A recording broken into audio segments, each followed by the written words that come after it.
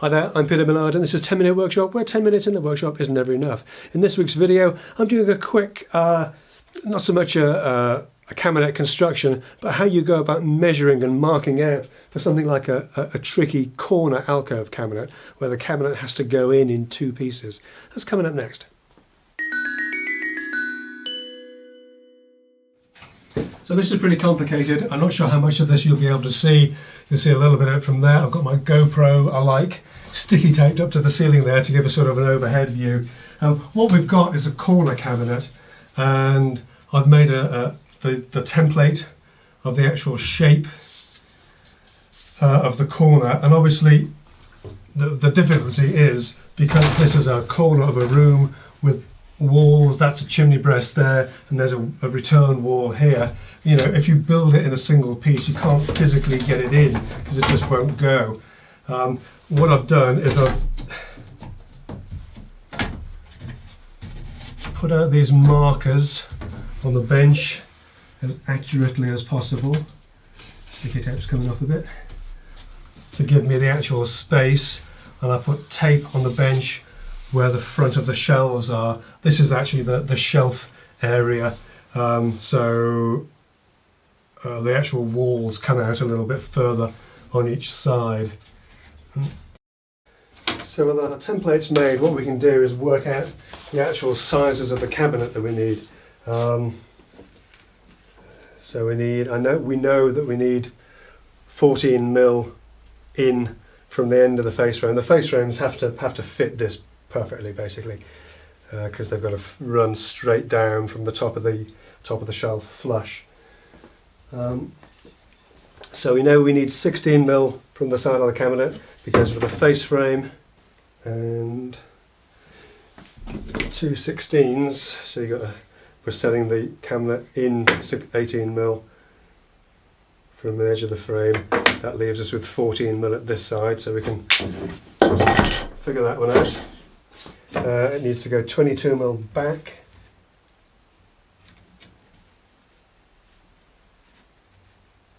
From there, and we need the same on this side as well.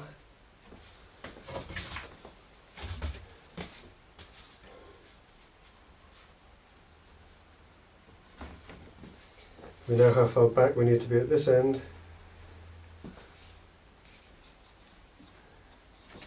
So we've got our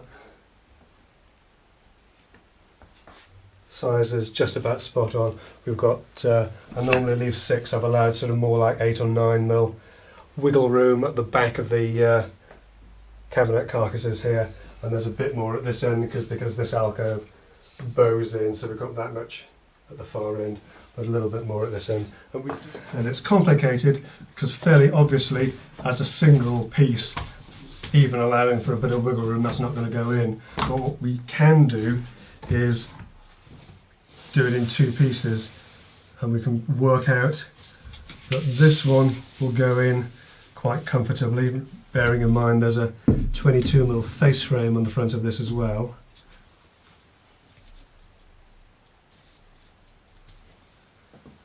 And this one will just about squeeze in,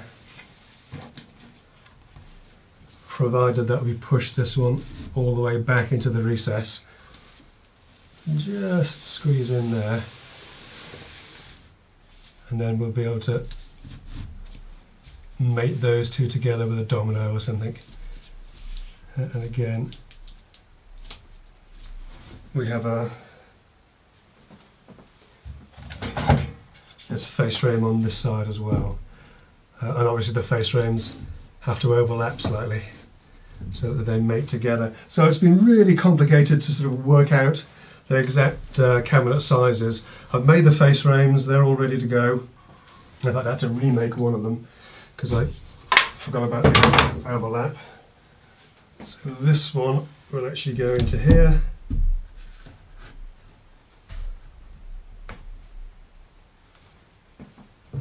And the other one will butt against it like that. Which I can't show you exactly because it's still gluing. So at least with these made,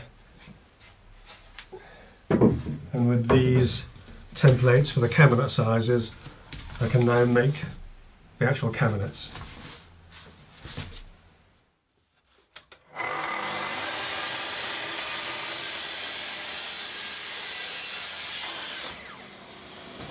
I'm making the cabinet carcasses from Sapele veneered MDF that's been approximately sized by my timber yard, and I'm cutting this to size accurately now with a track saw.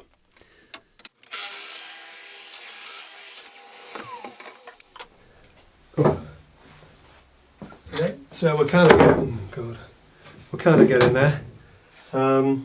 We've got the right hand side of the corner face frame made up, and we've got the base of the carcass in place. We've got the side clamped to it with the correct overlap. We've just put the end on, just standing there, just to make sure we've got enough space at the back here. That's all working okay.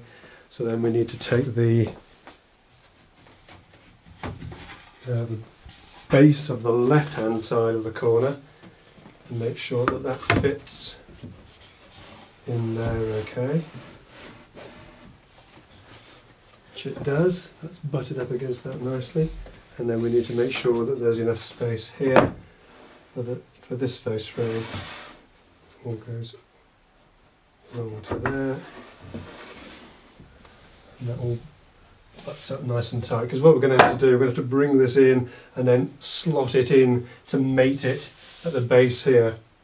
We put obviously an end on this piece. I actually forgot to get that cut, so I've got to cut that out of some offcut. So that's going to be cross grain, which is slightly annoying, but it is in a corner that you're not going to see that much. And then I'm going to put a solid 18mm back on this, because obviously these have to mate together, because there'll be shelf pin holes in there, and also on the inside face of this face frame, which will go into there like, will go into there, just like that.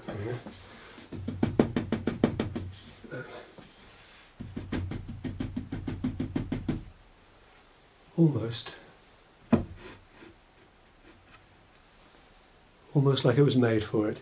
And what these will have? These will have drop down doors that obviously they can only do one door at a time.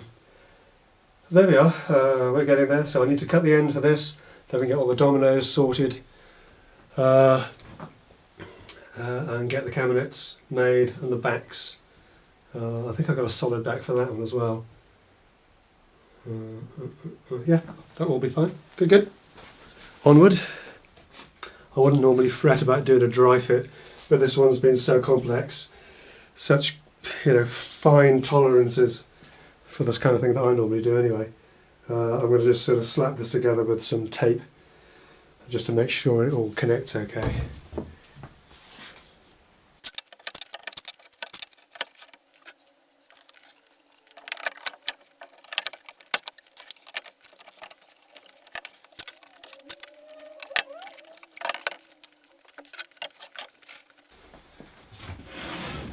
When I come to do this for real, I'll probably cut these dominoes down so that they're slightly stubbier, because it's going to be tight to get everything in.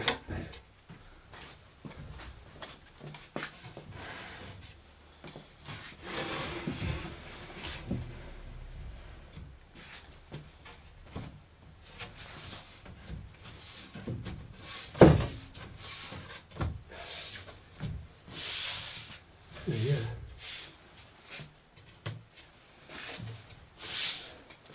Okay.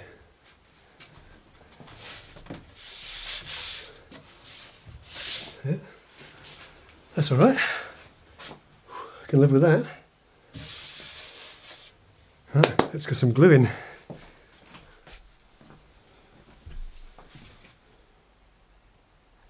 The cabinets are assembled using my standard method of dominoes and glue and a few carcass screws. Note how I'm protecting the cabinet base from accidental glue drips with a piece of Corex.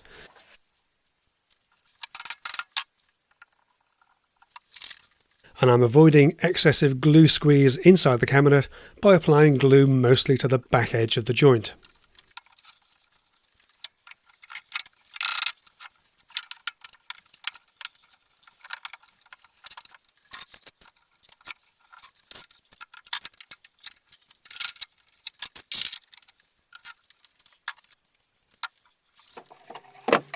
With the glue dry and the cabinets unclamped, we can now offer them up in position on our floor plan to see how they sit.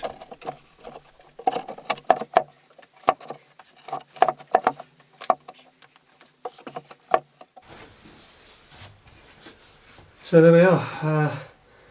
Not much in terms of actual construction for the cabinetry, but that's how I go about putting a corner cabinet together. Lots of measuring, lots of careful measuring and templates.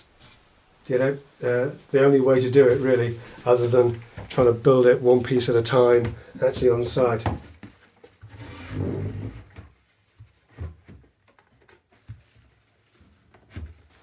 Now, I hope you've enjoyed this little whistle-stop tour around how I measure up and put together the corner cabinets like this. If you did, give it a thumbs up, share it out amongst your friends, and do consider subscribing if you haven't already done so. Hey, just check back on a Friday when there's always something new up at noon. I'll see you then. Take care.